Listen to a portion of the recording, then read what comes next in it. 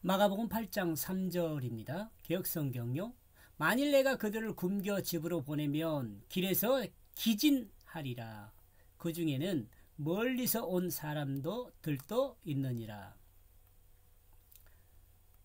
그리고 만일 내가 그 자신들을 굶겨서 자기 집으로 보내면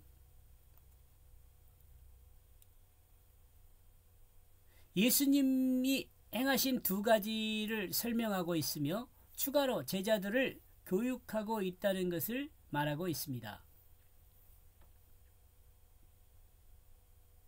즉 이 말씀을 들었던 대상은 아직 제자들입니다. 계속 지금 마가복음을 통해서 여러분 생각할 때 여기 가서 이 지역 사람들 저기 가서 저 지역 사람들을 가르치고 병을 고쳤다 생각도 할 수 있지만 예수님은 제자들을 교육한다는 것에 큰 관점이 있어요. 목적이 있어요. 그러므로 예수님이 제자들을 교육하고 있는 과정임을 우리는 알 수 있습니다. 첫째, 두 가지라 그랬는데 첫째는 예수님께서 가르치는 방법은 문제점인 먹을 것이 없는 무리에게 어떻게 해야 할 것인가를 말합니다. 먹을 것이 없는 무리에게 어떻게 해야 할 것인가. 두 번째는 문제점을 해결하면서 가르치고 전달하고자 하는 의미를 동시에 전달해야 합니다. 결국 이 두 가지 방법은 무리들을 가르치는 예수님을 가르치는 방법으로서 제자들이 앞에서 어떻게 가르쳐야 할 것인가를 보여주는 거죠. 예수님의 가르침을 통해서 제자들이 어떻게 가르쳐야 할 건가를 가르치고 있다는 거죠. 이렇게 볼 때 성경의 의미는 한 가지 의미만을 고집한 것은 한 가지 의미만으로 고집한다는 것은 좀 어렵다.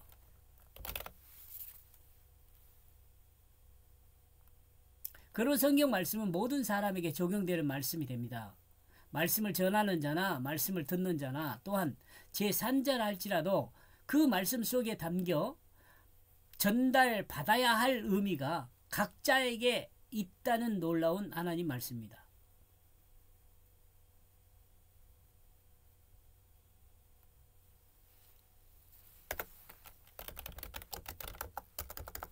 하나님 말씀을 전하는 자나 똑같이요. 말씀을 듣는 자나 제3자라 할지라도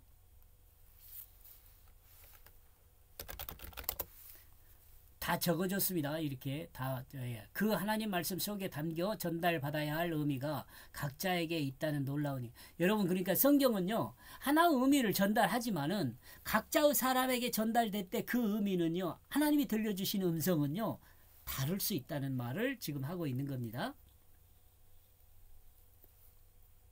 목사님이 설교하는데 목사님 설교가 1000명, 2000명 되는 그 성도들에게 다 한 가지 의미로 들리는 게 아니란 말이에요. 각자에게 각자의 환경에서 자신을 돌아보게 하는 하나님 말씀이기 때문에 자신에게 주신 말씀이 각자 다를 수 있다는 것을 설명하는 내용입니다. 제가 예수님은 제자들에게 말씀하시기를 내가 그 자신들을 굶겨서 자기 집으로 보내면 이라고 만일의 경우 발생하게 될 문제에 대해서 말씀하고 있습니다. 만일의 경우 또한 두 가지를 생각해 볼 수 있습니다. 그 한 가지는 정말 실존적으로 음식을 먹지 않아서 육체적 힘이 없음을 의미하고 둘째는 3일 동안이나 예수님을 붙잡고 있었는데도 아무런 교훈을 갖지 않고 집으로 돌아갈 경우를 생각해 볼 수 있습니다. 둘째의 경우는 제자들이 경험적으로 생각해 볼 수 있는 문제입니다. 예수님의 가르침에 스스로들이 아무런 깨우침이 없고 도대체 메시아를 기다리는데 메시아가 언제 올지 메시아가 어떻게 로마의 핍박에서 이스라엘을 구원할 것인가를 속 시원히 말씀해 주지 않기 때문입니다. 제자들 입장에서 많은 무리가 예수님 곁을 떠나지 않은 이유는 먹을 것을 먹기 위해서가 아니었습니다. 예수님을 통해 나타날 하나님의 역사를 기다리고 있었습니다. 그러나 그들이 기대하는 역사는 3일 동안 일어나지 않았습니다. 무리들이 확신하지 못하고 있습니다.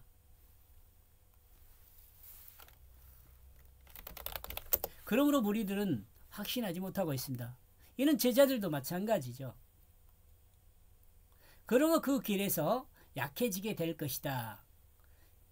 기진하리라 이 단어는 수동태로 스스로 약해진 것이 아니라 어떤 원인에 의해서 약해질 것을 말하고 있습니다.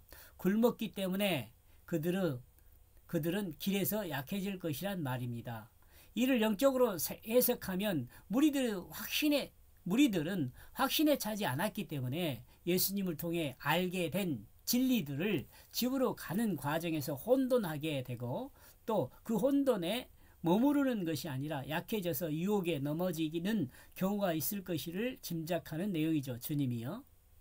예수님이 무리에게 공급하는 것은 실제적으로 육체적인 양식도 있지만 하나님의 백성으로 살아가기 위한 진리의 복음입니다.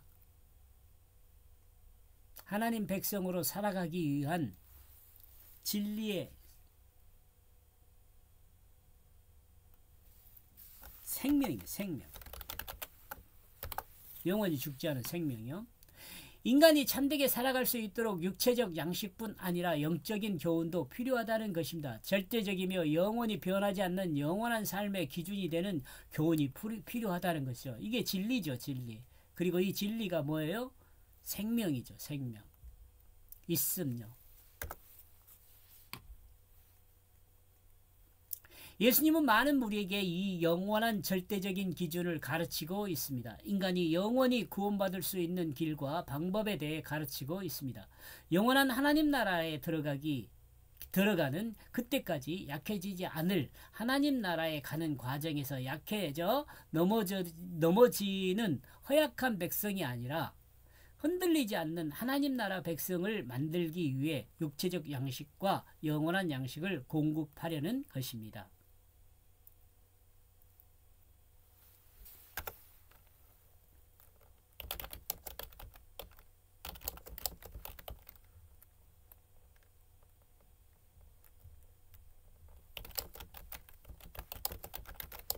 우리는 이 양식을 우리는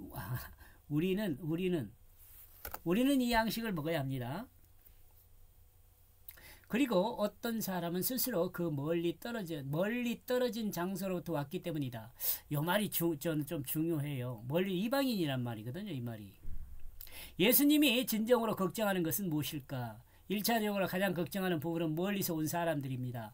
멀리서 온 사람들이 특징입니다. 특징은 다시 예수님의 모습을 또한 가르침을 받지 못할 수 있다는 거죠. 그러므로 이들에게 가장 중요한 것은 예수님의 가르침에 대한 확신입니다.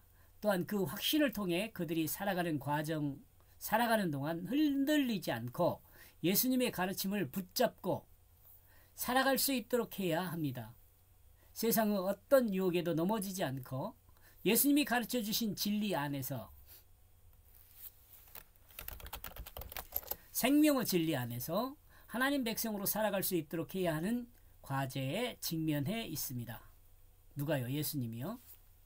이런 관점에서 육체적인 배고픔의 문제를 해결하는 그것과 영적인 배고픔을 해결하는 그것이 예수님이 해결하고자 하는 문제입니다. 예수님이 이 사람들이 가르쳐 주려는 거죠.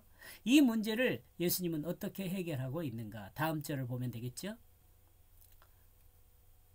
3절 이렇게 해서 번역한 내용이요. 그리고 만일 내가 그 자신들을 굶겨서 자기 집으로 보내면 그러므로 그 길에서 약해지게 될 것이다. 그리고 어떤 사람은 스스로 그 멀리 떨어진 장소로부터 왔기 때문이다. 이방인이 섞여 있다는 것을 말한다고 봅니다. 굶겨서 지구로 보면은 그 길에서 약해지게 될 것이다. 멀리 떨어진 장소에서 온 사람도 있다. 여기까지 보겠습니다. 고맙습니다.